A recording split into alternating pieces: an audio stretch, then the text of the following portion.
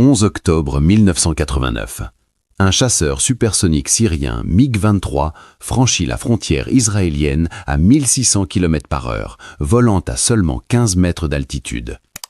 Dans le cockpit, le major Mohamed Bassem Adel vient d'accomplir l'impensable. Déserter avec la technologie militaire soviétique la plus avancée du Moyen-Orient. Dans les heures qui suivent, cet acte unique déclenchera une crise diplomatique qui humiliera le KGB et bouleversera l'équilibre de la puissance aérienne régionale. Le 11 octobre 1989, sur la base aérienne de Damas-Mézé, le major Mohamed Bassem Adel effectue les vérifications d'usage avant sa mission de patrouille. Cet officier de 32 ans, diplômé de l'Académie militaire de Homs, pilote le MiG-23 MLD 11 octobre 1989.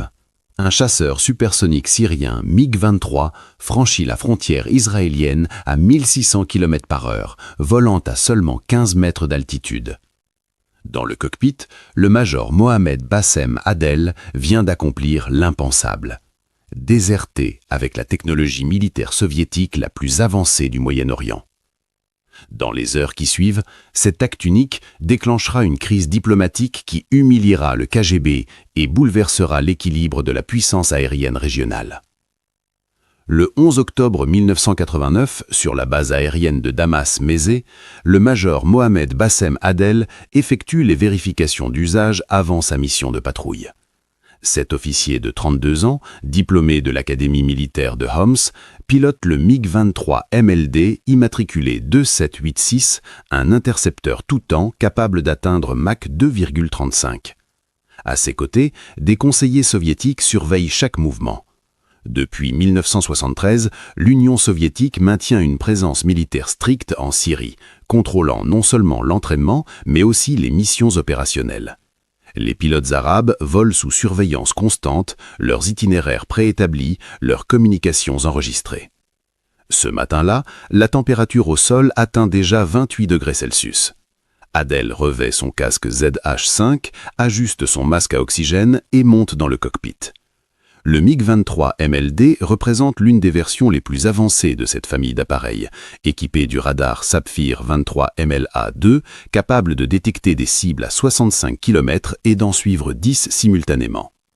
Son moteur Tumansky R35-300 développe 12 500 kg de poussée avec post-combustion. L'armement comprend un canon GH-23L de 23 mm et des points d'emport pour missiles RR, R-23 et R-24. À 10h37 heure locale, le contrôle aérien de Mézé autorise le décollage. Le MiG s'élance sur la piste de 3000 mètres, accélère et quitte le sol syrien. La mission prévoit une patrouille de routine le long de la frontière avec le Liban, secteur nord. Pendant 23 minutes, Adel suit scrupuleusement le plan de vol. Les communications radio demeurent normales. Rien n'indique ce qui va suivre. Mais dans l'esprit du major syrien, une décision mûrit depuis des mois. Les tensions internes au sein de la force aérienne arabe syrienne s'intensifient. Les purges politiques touchent même les officiers supérieurs. Les privilèges accordés aux conseillers soviétiques créent des ressentiments profonds. Adel observe comment les instructeurs russes traitent les pilotes arabes avec condescendance, comment les technologies les plus sensibles leur restent interdites, comment chaque vol est surveillé comme si les Syriens eux-mêmes constituaient une menace. À 10h59, sans avertissement radio, le major Adel vire brutalement son appareil vers l'ouest. L'angle d'inclinaison atteint 90 degrés. Les forces G plaquent le pilote contre son siège. Le nez du MiG pointe maintenant vers la vallée de la Beka, puis vers la frontière israélienne distante de 92 km. Dans le cockpit, aucune évitation. Le manche est fermement tenu, la manette des gaz pousse le Tumansky à pleine puissance militaire. Les contrôleurs syriens détectent immédiatement l'anomalie.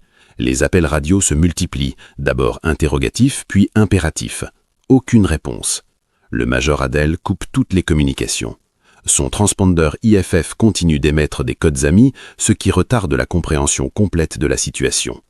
Pendant 90 secondes critiques, les défenses syriennes hésitent. Tirer sur un appareil émettant des codes d'identification nationaux constitue une décision grave. Ces secondes d'indécision permettent au MiG de franchir la ligne rouge. Le chasseur descend maintenant en vol rasant à 15 mètres au-dessus du relief montagneux libanais. À cette altitude, les radars de surveillance perdent temporairement la trace. Le pilote navigue à vue, suivant les vallées, contournant les crêtes. Le moteur rugit dans l'air dense. Les arbres défilent sous le ventre de l'appareil. Chaque seconde le rapproche de la frontière israélienne, chaque seconde rend le retour aussi impossible. Commentez avec le mot « défection » si vous trouvez cette histoire incroyable. Et n'oubliez pas de vous abonner à l'Énigme militaire pour découvrir les secrets les mieux gardés de l'histoire militaire. Activez la cloche pour ne rien manquer. 11h02. Les radars de défense aérienne jordaniens captent un écho non identifié traversant l'espace aérien libanais à très basse altitude, cap 270, vitesse estimée 1400 km/h. L'information est immédiatement transmise aux Israéliens dans le cadre des accords de coopération sécuritaire tacites. Au centre de commandement de la défense aérienne israélienne, près de Tel Aviv, les écrans s'illuminent. Un appareil rapide, volant très bas, se dirige droit vers la frontière nord. Le protocole d'interception est activé. 2 F-16C Bloc 30 de l'escadron 101, basé à Ramat David, reçoivent l'ordre de Scramble. Les pilotes, le capitaine Yair et le lieutenant Moshe, courent vers leurs appareils déjà en alerte. Moins de 4 minutes après l'alerte, les 2 Fighting Falcon décollent en post-combustion, grimpant à 15 000 pieds pour gagner l'avantage tactique. Leur radar APG-66 balaie le secteur nord. L'objectif ? Identifier l'intrus et, si nécessaire, l'abattre avant qu'il ne pénètre l'espace aérien israélien. Mais le MiG-23 maintient son vol rasant avec une précision remarquable. À 120 km/h au-dessus de la vitesse normale de sécurité pour cette altitude, Adel pilote comme un homme qui n'a plus rien à perdre. Les ailes à géométrie variable du MiG sont en position intermédiaire, 28 degrés de flash, compromis optimal entre vitesse et maniabilité à basse altitude.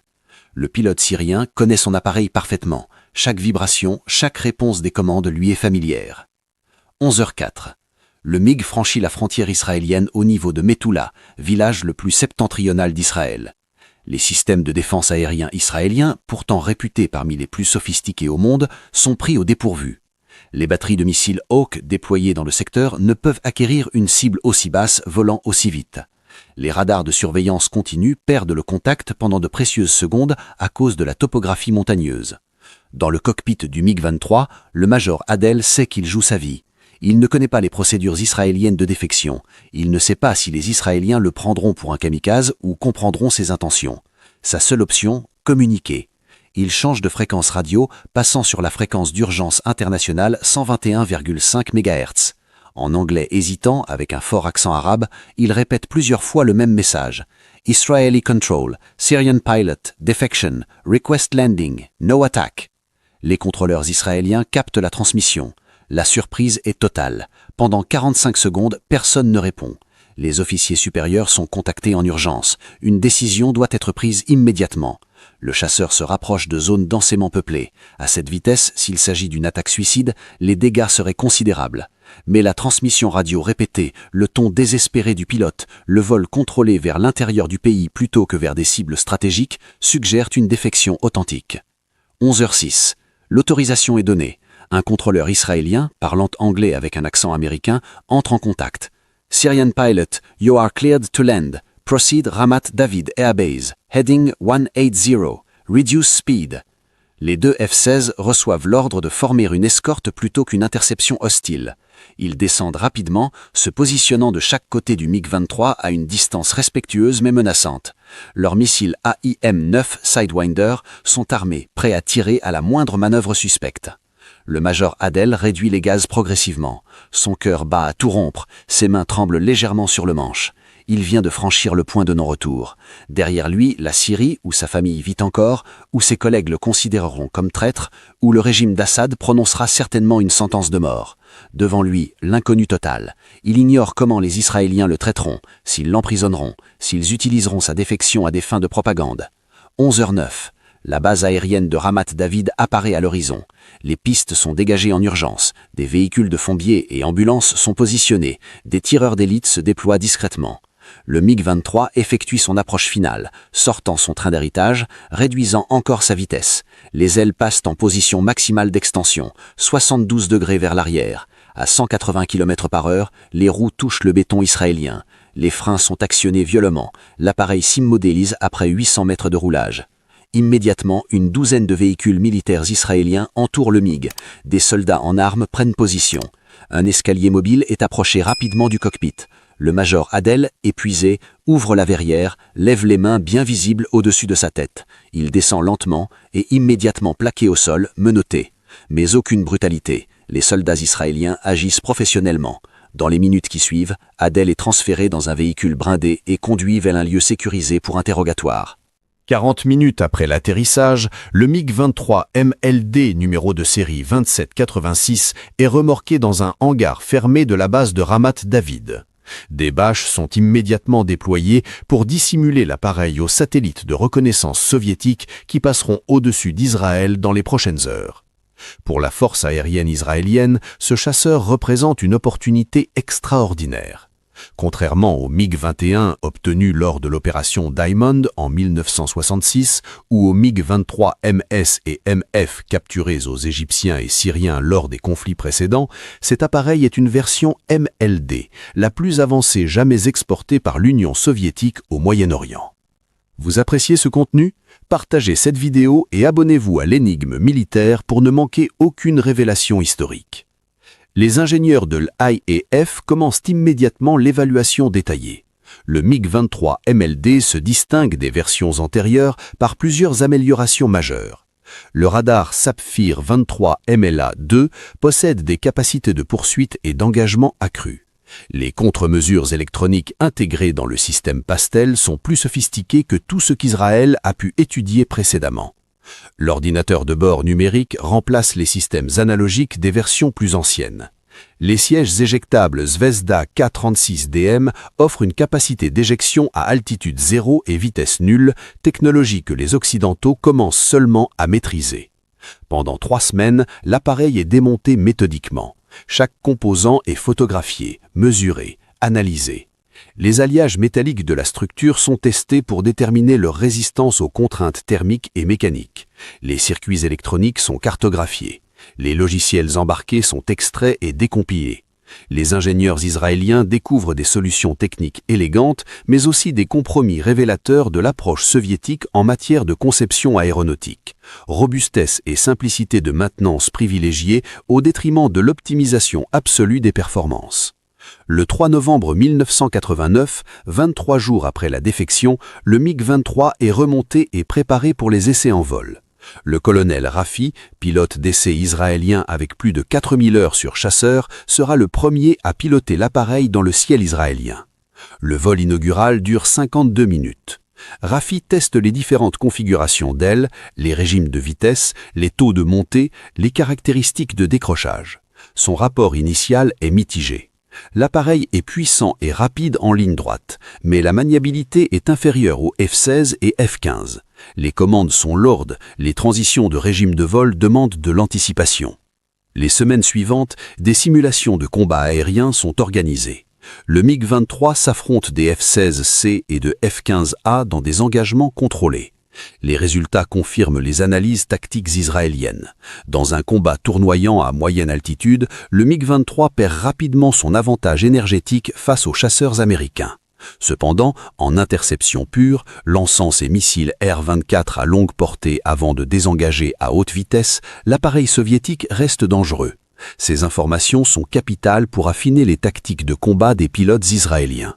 L'analyse du radar Sapphire révèle des vulnérabilités critiques. Sa résistance aux contre-mesures électroniques est limitée. Des brouilleurs spécifiques peuvent saturer ses circuits de traitement.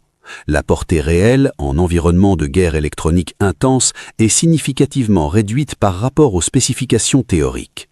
Ces faiblesses expliquent pourquoi, lors des combats aériens précédents, les MiG syriens ont souvent été surpris par des F-15 et F-16 israéliens apparemment invisibles jusqu'au dernier moment.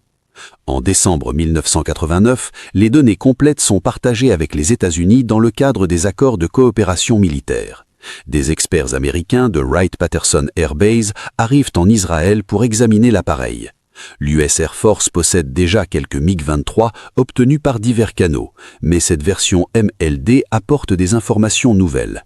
Les Américains sont particulièrement intéressés par les contre-mesures électroniques et les missiles R-24 présents à bord. Ces données alimenteront le développement de systèmes de guerre électronique de nouvelle génération pour les chasseurs de l'OTAN. Le MiG-23 numéro 2786 ne retournera jamais en Syrie. Après les tests opérationnels, l'appareil est conservé par l'IAF pour l'entraînement des pilotes contre les tactiques soviétiques. Pendant plusieurs années, il vole régulièrement, peint aux couleurs israéliennes superposées aux insignes syriens. Témoignage visible de son origine. Les pilotes israéliens apprennent à exploiter ses faiblesses, à anticiper ses manœuvres caractéristiques, à reconnaître ses signatures radar et infrarouges. Le 11 octobre 1989, à 16h30, heure de Moscou, les lignes sécurisées du KGB s'illuminent. Le message du résident à Damas est lapidaire. MiG-23 MLD disparu. Pilote présumé défection vers Israël. Confirmation attendue. Au siège de la Loubianka, place Dzerzhinsky, l'information remonte immédiatement jusqu'aux plus hauts échelons du service de renseignement soviétique. Pour le directeur Vladimir Kryuchkov, nommé depuis seulement 1 an, cette nouvelle est désastreuse. L'URSS traverse une période de bouleversement profond. Mikhail Gorbatchev, secrétaire général du Parti communiste, poursuit ses politiques de glasnost et de perestroïka. Les républiques satellites manifestent des velléités d'indépendance. Le mur de Berlin vient de tomber 3 semaines plus tôt. Dans ce contexte de fragilisation du bloc soviétique, la défection d'un pilote syrien avec un chasseur de pointe constitue non seulement une catastrophe de renseignement, mais aussi un désastre symbolique. Si même les alliés arabes, équipés et formés par Moscou, préfèrent fuir vers l'ouest, quel message cela envoie-t-il au monde? Dans les premières heures, le KGB tente de minimiser l'incident. Des agents interrogent les collègues du major Adel, fouillent son domicile à Damas, analysent ses communications récentes. Aucun signe précurseur n'avait été détecté. Aucun contact avec des services occidentaux n'est identifié. Aucune dette financière significative, aucun problème conjugal majeur, aucun désaccord politique ouvert. Le profil psychologique du pilote semblait stable. Cette absence totale d'indicateurs rend la défection encore plus troublante pour les services de renseignement soviétiques. Le 12 octobre, l'ambassadeur soviétique à Tel Aviv reçoit instruction de contacter immédiatement le gouvernement israélien pour exiger la restitution de l'appareil et du pilote. La démarche est formelle, protocole obligatoire dans ces situations, mais personne au Kremlin n'entretient d'illusions sur le résultat. Israël n'a jamais restitué de matériel militaire obtenu par défection ou capture. Le ministre des Affaires étrangères israélien, Moshe Arens, reçoit l'ambassadeur soviétique avec une courtoisie glaciale. La réponse est prévisible. Israël examinera la demande conformément au droit international, mais le major Adel a demandé l'asile politique et l'appareil fait l'objet d'investigations de sécurité. À Damas, le régime d'Assad réagit d'abord par le déni. Pendant 48 heures, les autorités syriennes ne reconnaissent aucune perte d'appareil. Les médias officiels restent silencieux. Mais l'information fuite rapidement dans les milieux militaires et diplomatiques. Le 14 octobre, Radio Damas admet finalement qu'un pilote a trahi la patrie et déserté vers l'entité sioniste. Aucun détail n'est fourni sur le type d'appareil, les circonstances précises ou l'identité complète du traître. La famille du major Adel est immédiatement placée sous surveillance. Ses biens sont confisqués, son nom est effacé des registres officiels. Pour l'Union soviétique, les implications dépassent largement la perte d'un seul appareil. Les conseillers militaires soviétiques en Syrie sont soumis à une enquête interne sévère. Comment un pilote a pu décoller, dévier de sa mission et franchir la frontière sans être intercepté? Pourquoi les systèmes de contrôle et de surveillance n'ont-ils pas fonctionné? Les réponses révèlent des failles systémiques, excès de confiance dans la loyauté des alliés arabes, protocole de sécurité insuffisant, délai de réaction trop long dans la chaîne de commandement syrienne. Le général Efimov, responsable des conseillers militaires soviétiques au Moyen-Orient, est rappelé à Moscou pour rendre des comptes. Plusieurs officiers supérieurs sont rétrogradés ou mutés vers des postes sans responsabilité opérationnelle. Le Politburo ordonne une révision complète des procédures de sécurité pour tous les équipements militaires exportés. Les nouvelles directives imposent des systèmes de contrôle plus stricts, des formations de sécurité renforcées et des dispositifs techniques empêchant l'utilisation non autorisée des appareils. Mais le mal est fait. Dans les capitales occidentales, l'incident est exploité politiquement et médiatiquement. Les journaux américains et européens publient des articles détaillés sur la nouvelle fuite de brins soviétiques, comparant la défection du pilote syrien aux nombreux transfuges intellectuels, scientifiques et artistiques ayant quitté l'URSS au fil des décennies. Pour Washington, cet événement renforce l'argument que même les alliés du bloc soviétique reconnaissent la supériorité du modèle occidental. L'humiliation du KGB est d'autant plus cuisante que l'agence de renseignement n'a absolument rien vu venir. Aucun signal d'alerte, aucun rapport anticipant cette défection. Pour une organisation qui se targue de surveiller chaque mouvement suspect à travers le monde, cette cécité totale constitue un échec professionnel majeur. Des têtes rouleront dans les mois suivants, des carrières seront brisées, des budgets seront questionnés. La défection du major Adel s'ajoute à la longue liste des revers soviétiques de cette année 1989, année qui marquera le début de la fin de l'Union soviétique. 35 ans après les faits, le MiG-23 MLD numéro de série 2786 occupe une place d'honneur au musée de la force aérienne israélienne situé sur la base de Hatzerim dans le désert du Negev. L'appareil est exposé à quelques mètres seulement du célèbre MiG-21 numéro 007 obtenu lors de l'opération Diamond en 1966 quand le Mossad avait convaincu un pilote irakien de déserter. Ensemble, ces deux chasseurs racontent une histoire fascinante, celle des failles humaines dans les systèmes militaires les plus rigides. Les conséquences stratégiques de la défection du major Adel se révèlent progressivement dans les années suivantes. Les données techniques collectées sur le MiG-23 MLD permettent aux ingénieurs occidentaux d'affiner les systèmes de contre-mesures électroniques. Les missiles RR développés dans les années 1990 intègrent des contre-mesures spécifiques au radar de la famille Sapphire. Les tactiques de combat aérien de l'OTAN sont ajustées pour exploiter les faiblesses identifiées lors des tests israéliens.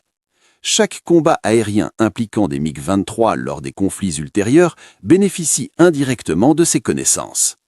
Pour Israël, l'acquisition de cet appareil renforce la réputation de supériorité technologique et de renseignement de l'IAF. Les pilotes israéliens, ayant pu voler contre et dans le MiG-23, développent une confiance accrue lors des confrontations réelles. Psychologiquement, savoir exactement comment l'adversaire pense, comment son radar fonctionne, quelles sont ses limitations, confère un avantage décisif. Cette connaissance intime de l'ennemi potentiel justifie l'investissement massif dans les programmes d'évaluation d'appareils étrangers. Le major Mohamed Bassem Adel, quant à lui, disparaît rapidement de la scène publique. Après son interrogatoire initial, qui dure plusieurs semaines, il reçoit l'asile politique en Israël. Les services de renseignement israéliens exploitent ses connaissances sur les procédures opérationnelles syriennes, les bases aériennes, les protocoles de commandement, la structure de commandement. Ensuite, pour sa sécurité, son identité est changée. Il bénéficie d'une relocalisation discrète, probablement vers un pays occidental ami d'Israël. Sa famille reste en Syrie, coupée de tout contact, subissant les conséquences de sa trahison selon les standards du régime d'Assad. L'histoire du vol 2786 enseigne plusieurs leçons critiques sur la nature de la loyauté militaire et les limites de la surveillance. Premièrement, aucun système de contrôle, aussi sophistiqué soit-il, ne peut garantir à 100% contre la décision individuelle d'un acteur déterminé. Deuxièmement, les relations entre puissances tutélaires et États clients comportent toujours des fragilités. Les soviétiques traitaient leurs alliés arabes avec condescendance, créant des ressentiments qui facilitaient les défections. Troisièmement, la supériorité technologique ne compense jamais totalement les failles humaines et organisationnelles. Dans les académies militaires, cet incident est étudié comme cas d'école en matière de sécurité opérationnelle. Comment un pilote de routine, sans comportement suspect préalable, peut-il soudain décider de déserter ? Les experts en psychologie militaire analysent les facteurs de stress, l'accumulation de frustrations professionnelles, l'impact des pressions politiques, les opportunités perçues. Les conclusions soulignent l'importance de la culture organisationnelle, du respect mutuel entre alliés et de la vigilance constante même envers les éléments apparemment fiables. Pour les pays opérant encore des MiG-23 en 2025, principalement des nations africaines et quelques États du Moyen-Orient, l'appareil reste un symbole ambigu. Techniquement dépassé face aux chasseurs de 4e et 5e génération, il conserve néanmoins une valeur opérationnelle pour des missions de police aérienne et d'interception basiques. Mais chaque pilote montant à bord d'un MiG-23 connaît désormais son histoire, sait que ses secrets ont été percés il y a des décennies, que ses faiblesses sont documentées dans les manuels adverses. Le 11 octobre 2024, 35 ans jour pour jour après la défection, le musée de l'IAF organise une cérémonie spéciale. Des vétérans de la force aérienne, des ingénieurs ayant participé à l'évaluation de l'appareil, des historiens militaires se rassemblent devant le MiG-23. Aucun représentant syrien n'est présent, évidemment. Aucune réconciliation n'est envisageable. Mais l'événement rappelle comment un seul acte individuel, 7 minutes de vol transgressif, peut influer sur l'équilibre des forces, humilier une superpuissance et entrer définitivement dans l'histoire militaire comme l'une des défections les plus significatives de la guerre froide. L'appareil numéro 2786 demeure là, silencieux témoin métallique d'un moment où courage, désespoir et opportunisme se sont conjugués pour créer un tournant historique. Ses ailes repliées, sa verrière fermée, son moteur éteint pour toujours, il incarne la victoire de l'intelligence sur le secret, de l'individu sur le système, de la liberté de choix sur la contrainte idéologique. Le major Adel, où qu'il soit aujourd'hui, sait que son nom restera gravé dans les annales de l'aviation militaire comme l'homme qui a osé l'impensable et y a réussi. Quelle est votre opinion sur cette incroyable défection? Pensez-vous que le major Adel a fait le bon choix? Partagez vos réflexions dans les commentaires. Et si cette histoire vous a fasciné, abonnez-vous immédiatement à l'Énigme militaire pour découvrir d'autres secrets militaires extraordinaires. Activez la cloche des notifications et likez cette vidéo pour soutenir notre recherche historique. Nous vous attendons dans la prochaine enquête.